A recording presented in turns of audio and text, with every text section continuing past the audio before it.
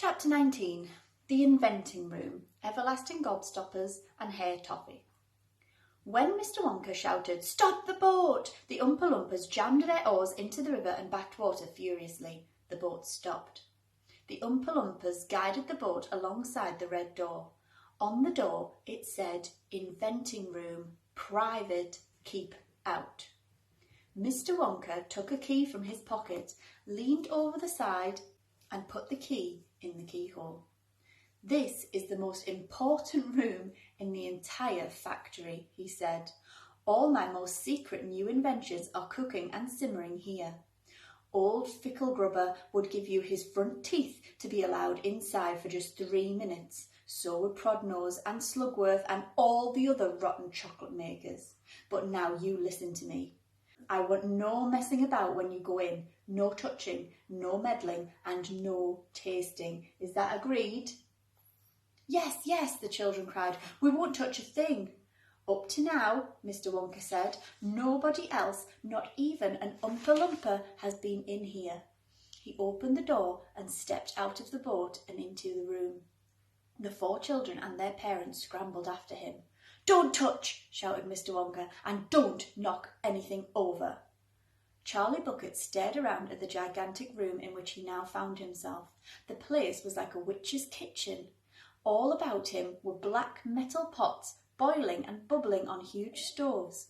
The kettles were hissing and pans were sizzling and strange iron machines were clanking and sputtering, and there were pipes running all over the ceiling and walls, and the whole place was filled with smoke and steam and delicious rich smells.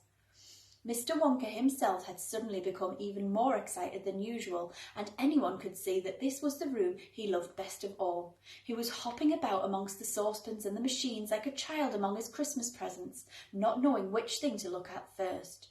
He lifted the lid from a huge pot and took a sniff. Then he rushed over and dipped a finger into a barrel of sticky yellow stuff and had a taste. Then he skipped across to one of the machines and turned 6 knobs this way and that, and he peered anxiously through the glass door of a gigantic oven, rubbing his hands and cackling with delight at what he saw inside. Then he ran over to another machine, a small, tiny affair that kept going, and every time it went, a large green marble dropped out of a basket and into the floor. At least it looked like a marble. "Everlasting Gobstoppers!" cried Mr. Wonka proudly. "They're completely new.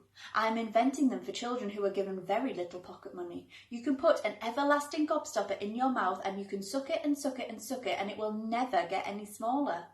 "It's like gum!" cried Violet Beauregard. "It's not like gum," Mr. Wonka said. "Gum is for chewing. And if you tried chewing one of these gobstoppers here, you'd break your teeth off. And they never ever get any smaller and they never disappear. Never. At least I don't think they do. There's one of them being tested at this very moment in the testing room next door, and Oompa Loompa is sucking it. He's been sucking it for nearly a year now without stopping, and it's still just as good as ever. Now over here," Mr. Wonka went on, skipping excitedly across the room to the opposite wall, "over here I am inventing a completely new line in toffees." He stopped beside a large saucepan. The saucepan was full of boiling, thick, gooey, purplish treacle.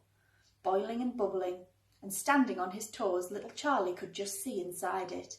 "That's hair toffee," cried Mr. Wonka. "You just eat one tiny bit of that, and in exactly half an hour a brand new, luscious, thick, silky, beautiful crop of hair will start growing all over the top of your head, and a moustache and a beard." "A beard?" cried Veruca Salt. "Who wants a beard, for heaven's sake?" "It would suit you very well," said Mr. Wonka, "but unfortunately the mixture is not quite right yet. It's set too strong. It works too well.